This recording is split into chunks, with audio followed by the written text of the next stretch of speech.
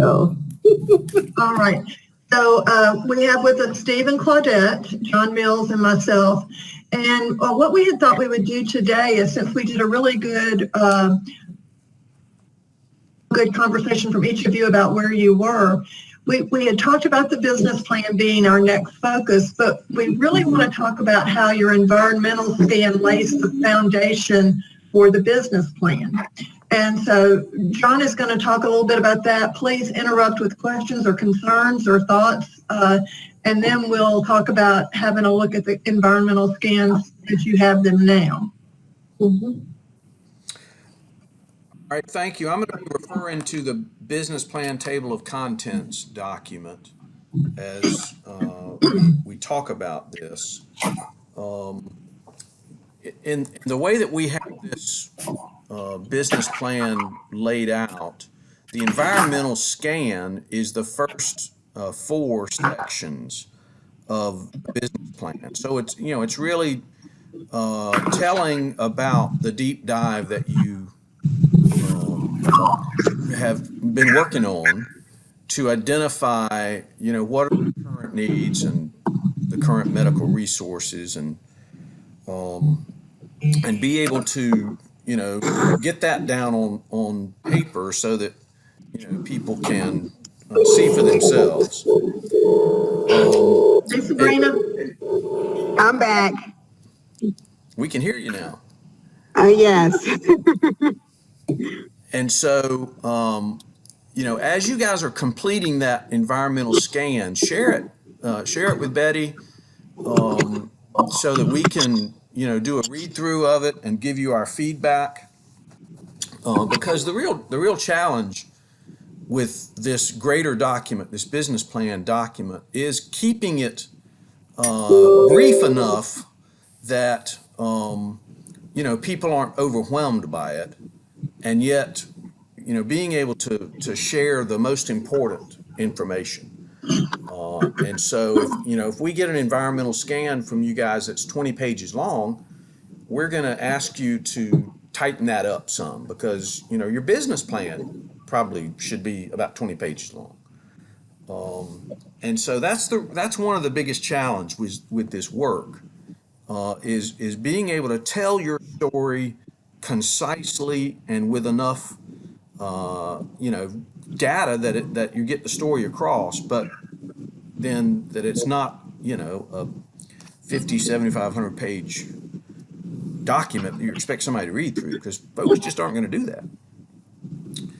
And so that sort of brings us to the first part of the business plan, which is the executive summary. And this should always be the last thing that is written, because, what you want to do with your executive summary is, just what it says. You want to summarize the story that you're telling, probably in less than 1 page, that if you read that whole story, you've got the big picture of what's the need, how are we going to address the need, how much is it going to cost, and how we plan to fund that. And so I'd really encourage you to put some time into the executive summary, and to get, to not be afraid to have some people edit this document and give you feedback, because, you want it to be, you want to present yourself in the right light. And so, having somebody else's eyes on it, or 2 or 3 other people's eyes on it, once you're complete, will just help you catch those little errors that we all miss, no matter how many times we look at a document.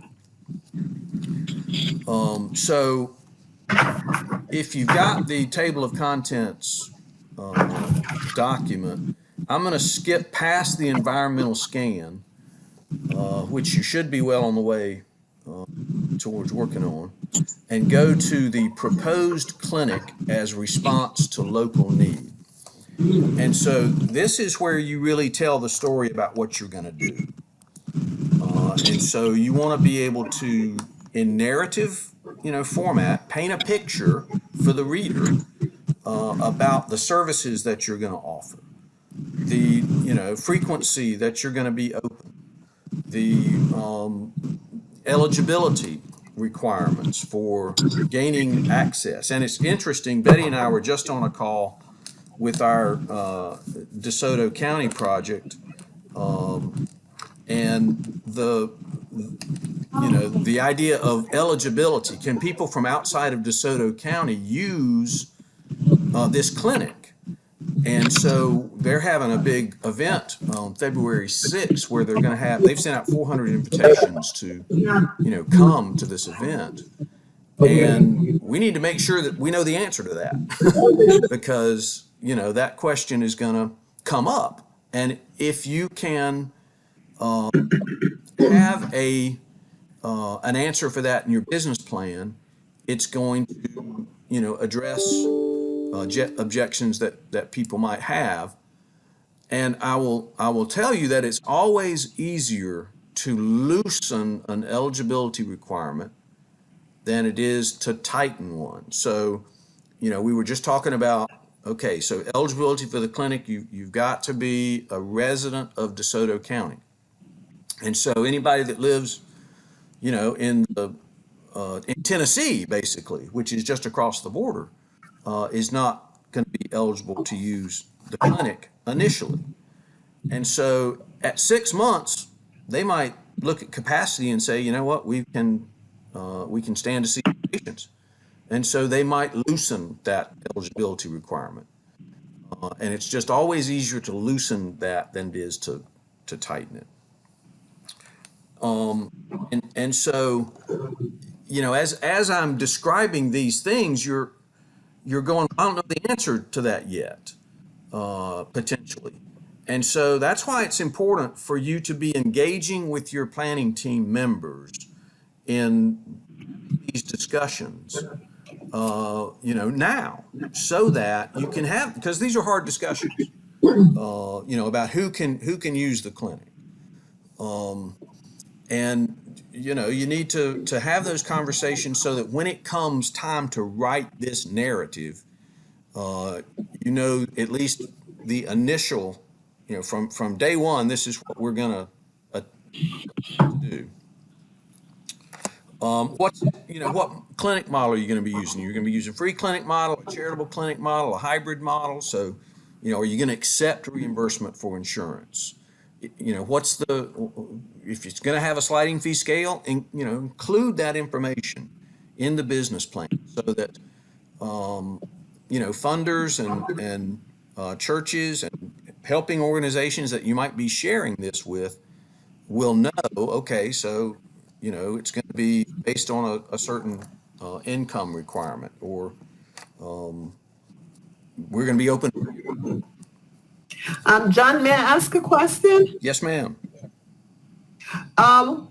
What determines the model? I think we had determined that we were going to do the hybrid model, but is there any particular criteria that helps to determine the model? Your environmental scan, Claudette. So, you guys are planning on doing some one-on-one conversations with people. And so, if you find out that the majority of people that complete that information have, no health insurance whatsoever, and they are not Medicaid patients and they're not Medicare patients, then you might want to have the conversation with your team about, so does it make sense for us to still be a hybrid clinic? And so it's all about the research that you're doing now about the need and the gaps in the community. Okay. And Claudette, your answers could come from a couple of places. One being what the patient population looks like. Are they heavily insured, not insured, et cetera? But also what other service offerings are in your community. Is there a federally funded clinic? Mm-hmm. Is there a clinic already billing insurance, but is there nobody to get the gap folks who have absolutely nothing? Are there working people who have minimum wage jobs that can't afford insurance, and there's nowhere for them to go. So you could, exactly what John is saying is this environmental scan where you explore both the patient population and what the current offerings are will help you formulate that answer. Okay. And Betty, can you hear me? I can. I have a quick question for either you or John. I remember the forms that you gave us for like the survey. I mean, how many people should I try to get those forms? How many, let me rephrase that. How many people should I try to get a hold of to get those forms into their hands, whether they be somebody who is, well, let me leave providers and stuff out, because I believe we had one that was like kind of a provider-esque form, and the other one was like straight up patient form. Let's focus on patients. So is there like a good number that would give you a decent amount of data where you could kind of stand back and look at that raw data and go, okay, well, this looks like we need to go in this direction as far as, we're going to be a free clinic. I think what you're asking is the sample size. And John, what have you seen be most successful in terms of sample size? I mean, more less than 100. 50 would probably be a great target number to shoot towards.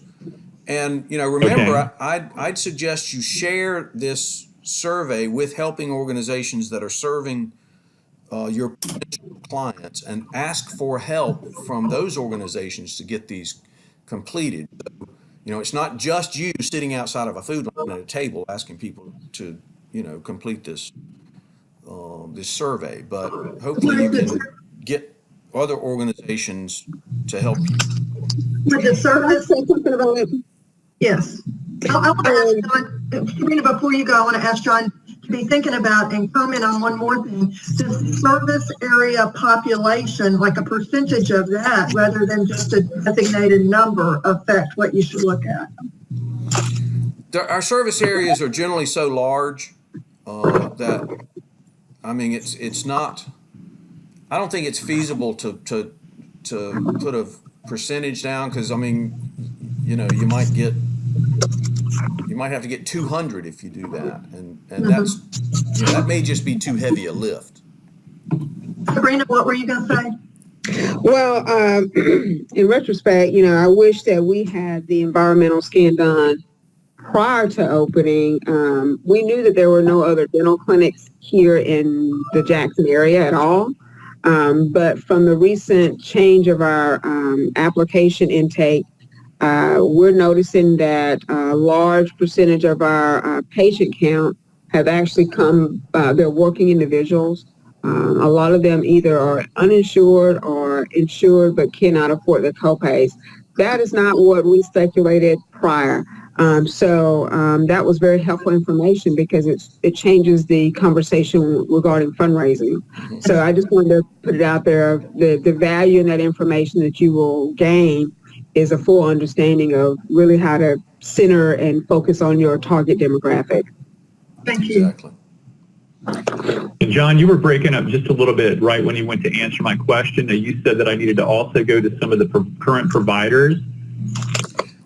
So the organizations that provide similar services, so the food bank, the clothing closet, Salvation Army, those helping ministries that might be in your community that are touching the individuals that are generally, the patients of these clinics. Okay, thank you. Yeah, like I said, you were breaking up a little bit right when you went to say that, and I couldn't understand if you said it was providers or the allied ministries that were in the area. Thank you. Allied ministries. Okay, thank you. All right, so we really encourage you to identify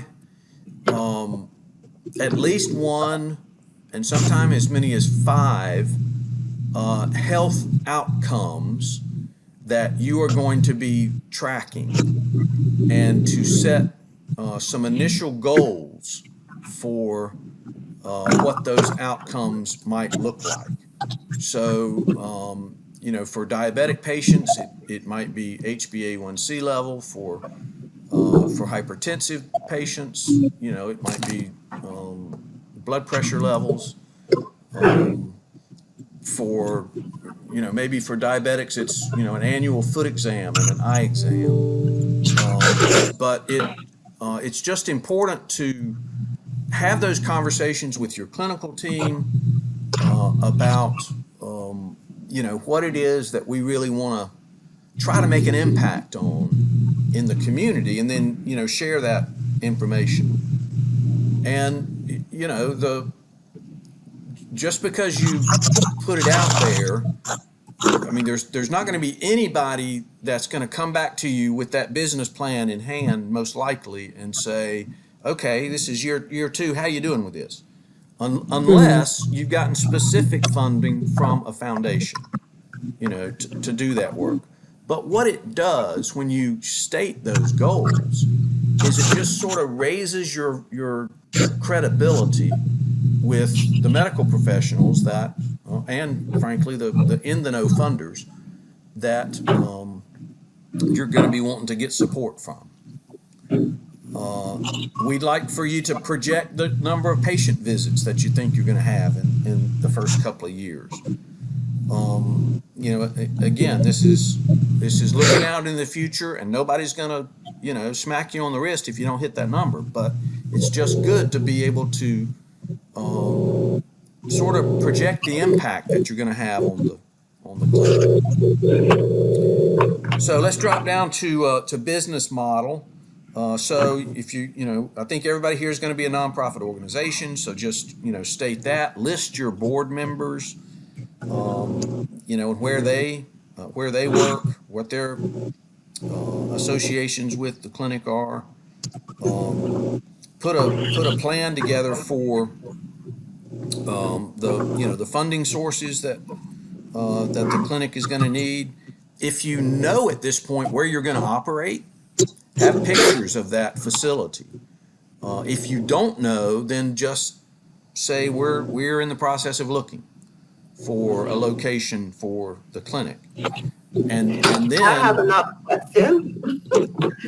So we had backed away from board, establishing a board, and have been focusing on more the planning team. So are you suggesting that we go back to identifying board members? So about month 5 in our timeline, you should be identifying board members. And so this is a great point, Claudette, that this is a living document, this business plan. It is not a write it, print it, and put it on a shelf document. And so if your first round of this says we are in the process of recruiting a board of directors, then that's fine. If you then 2 months later have that board on, identified, you can update your business plan to where it will have the current board structure. Okay. But I think continue your focus on the planning team as working members as you're doing all of the planning and decision making should still be your focus at this early on point, Claudette. Okay. Thanks. So quality assurance measures, you can talk about the fact that the medical director will be overseeing the clinical side of the operation, and that periodic chart reviews will be occurring. You can talk about the plan for data collection if you're going to be using an EHR, which we hope you will. You can talk about the importance of that to being able to track this sort of data piece. So one of the first questions that comes up with medical providers who are looking to get involved is, how are we going to handle our malpractice? And so being able to have a paragraph about coverage for licensed medical professionals is always a good thing to have. And I mean, it can be as simple as, the clinic will, purchase malpractice coverage for our providers. If you're going to be a free medical clinic, then maybe the use of the Federal Tort Claims Act coverage could come into play. But it just is important to be able to almost address objections that people might have on the front end in your document. And so those medical professionals are, to a person, going to be concerned about malpractice coverage. And what I have found working with Stowe County is some of the board members were concerned about liability coverage for their decision making as well. Mm-hmm. Yeah. So there's several different areas of coverage that you'll have to be able to address. Right. Directors and officers insurance. Yes. Right. General liability, slip and fall coverage. And so, I mean, you could just have a paragraph about risk management, and that would cover sort of all of the pieces. And then with the financial strategy, we really want to encourage you to get with your financial team and your clinical team to have a 2-year budget projection to be included in the business plan, because that's going to drive how much money you need to raise. And so, being able to identify first year operating budget and then proposed second year operating budget on the front end will mean that you have to have really detailed conversations with your team, because salaries drive budgets. And so you'll need to know, what are my staffing requirements going to be in year one? And then do we anticipate that we're going to grow? And so will our staffing needs, increase in year two? And so are we going to have to pay rent for our space? So, I mean, there's a lot of detail that's going to have to be talked about to be able to complete the financial strategy for just on the expense side. And then once you have that number, you can sort of back into, okay, well, this is the number that we need to raise. What is our plan for doing that? And so, that would include listing any, foundations that you've had a conversation with that have expressed, an openness or a willingness to fund. Any churches that you are anticipating support, and maybe you've already gotten a financial commitment from church, and then a fundraising strategy, basically, for how you're going to reach this goal. And again, this is a projection. There's nothing that's going to be really hard and fast, but it's an excellent exercise for your team to do, because it really makes things real. When you start talking about, we got to raise $500,000, to get this thing off the ground, then it'll terrify some people and motivate others.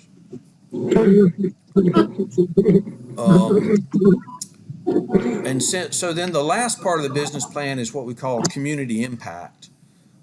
So it's sort of, looking a year after operation, we believe these are the differences that we're going to be able to see in the health of the folks that we are touching, and hopefully the broader community. And then, pretty much a rationale for investment in the clinic development. So in other words, if come join us as we try to make a difference in our community, sort of like a call to action. If you'd like to donate, you can go to our button on the on the website. so forth. For more information, contact us here. So, this is a different model than a for-profit business plan. And so it's much more focused on I think on the need on that front part, and then how you're going to address the need, but to a level of detail that hopefully will give people the confidence to know that you've really thought about this, and you've done your homework about what it's going to take to get this thing operational, and then to keep the doors open. So what questions can I answer about the plan or the process? Or Now, I have a question if I can. sure. So when you talk about the 2-year budget, what part of that is patient services revenue, rather than just straight fundraising, get a grant from a foundation or some rich guy or someone to pay for the bills? How much of that is coming from patient services revenue? And that's totally for you guys to determine. It'll be driven a lot by whether you have that hybrid model where you are accepting insurance reimbursements, and so and then figuring out your patient mix. What percentage of those patients do we think that we're going to be serving are going to be are we going to have a payer source for, other than just the cash that they might bring in for that service? So, if you're a charitable clinic and there's a $10 visit for every patient, and you project that you're going to have 2,000 visits, then there's your number for patient revenue. So it's a little simpler when you've got a fixed price than a sliding fee scale, or the hybrid model where you've got the revenue coming in from Medicaid or Medicare. And so it's I can't tell you what that number is going to be for you guys, but it's a great exercise to think about that and just put it down as a projection. And then when you've got your revenue from patients, subtract that from your expenses, and that means you've got, the rest to raise in traditional fundraising methods. And when you say a hybrid model, can you explain that just briefly? What is the hybrid model? That's just our terminology for when you are accepting Medicaid, Medicare, maybe private insurance, but you're not a federally qualified health center. Got it. I see. Thank you. You're welcome. I have a question regarding seeking foundations. I was looking at 2 videos that ECHO has as far as fundraising. Betty, thank you for referencing me to those videos. They were very, very helpful. But my question is, I have a list that I've already come up with of people that I'm going to be asking for donations. But outside of that, I'm kind of blinded, since I'm fairly new in the area, as to other foundations that can possibly help us, and how to go seek out those foundations. Mm-hmm. So what software tool should I be using to find where the local foundations are located at? So there are a couple of specific softwares related to foundation. One of them is called Foundation Search.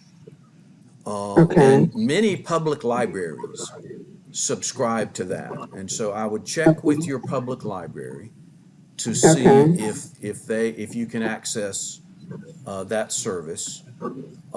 There is another one, and I'm just drawing a daggone blank on the name of it. But I'll send an email to everybody with the information about it.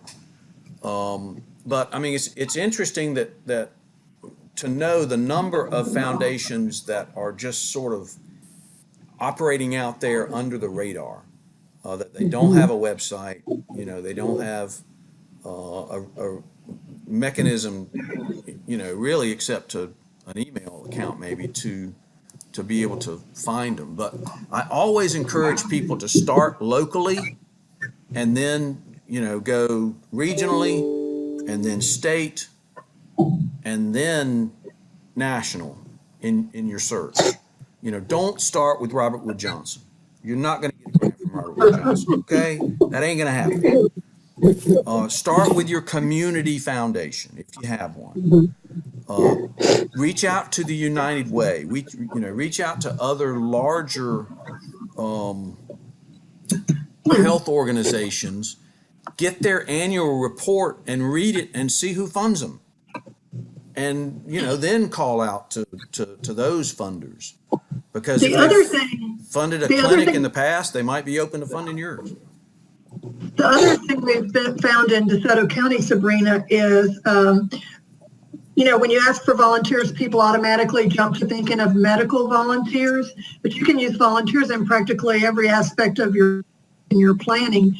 And so Kimberly Remack has a couple of people who professionally grant write, who are going to be helping her do some grant writing, and they, inherent to their own jobs and functions, know some of those resources as well.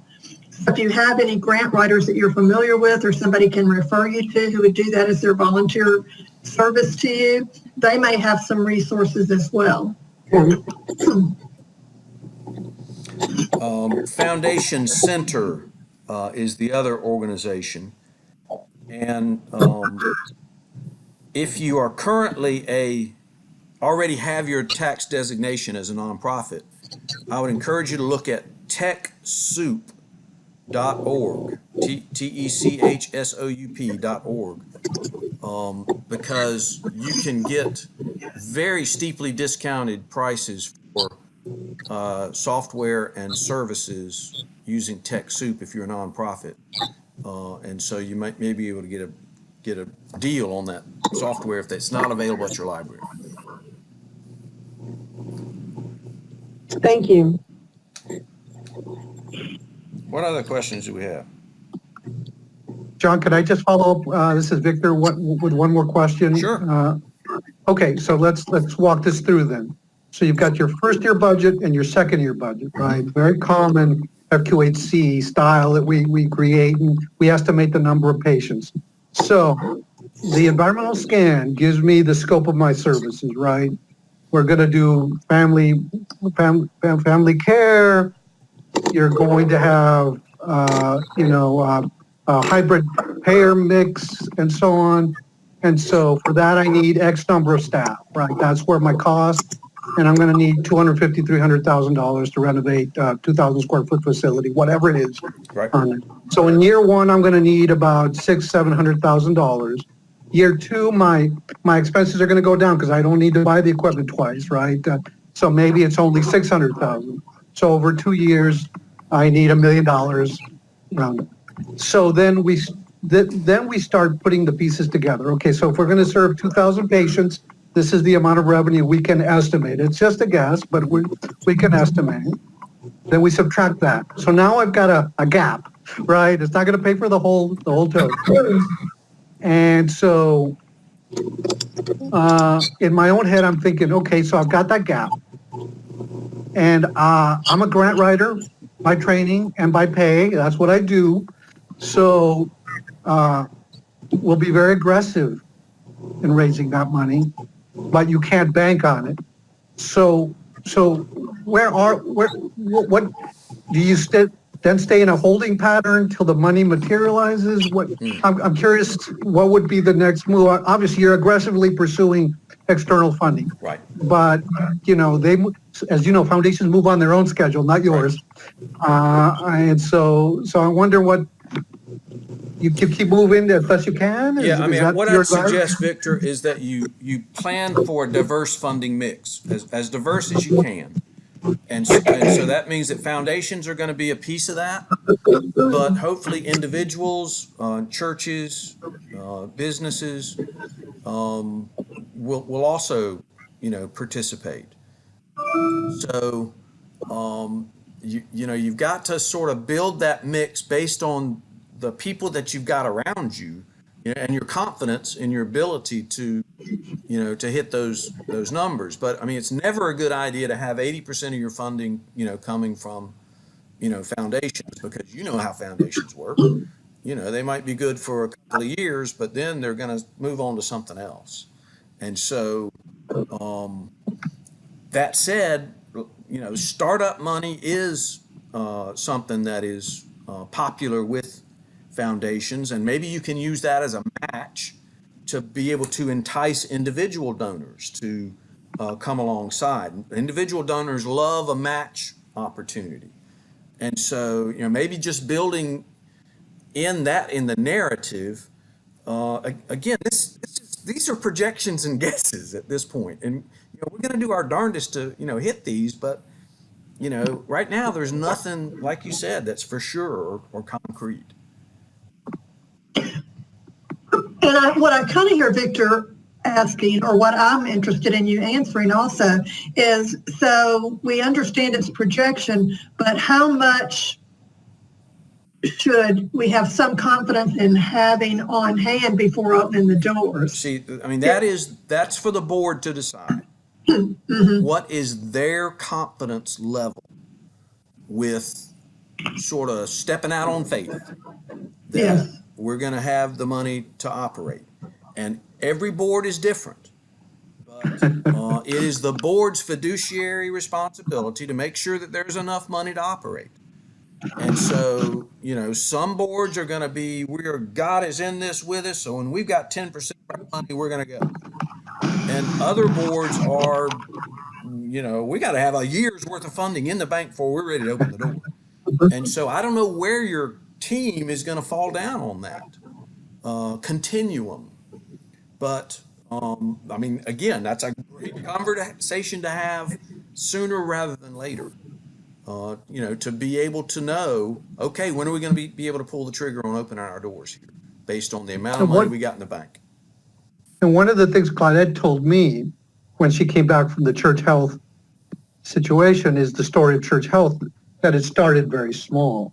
Yes. And maybe that's the lesson in all of this, that I have a vision of a large, health centers in the Bronx can be very large networks of I worked Cloud and I worked at a health center that had 8 Locations. diagnostic and treatment centers. Yeah. I mean, it was a fully built out operation.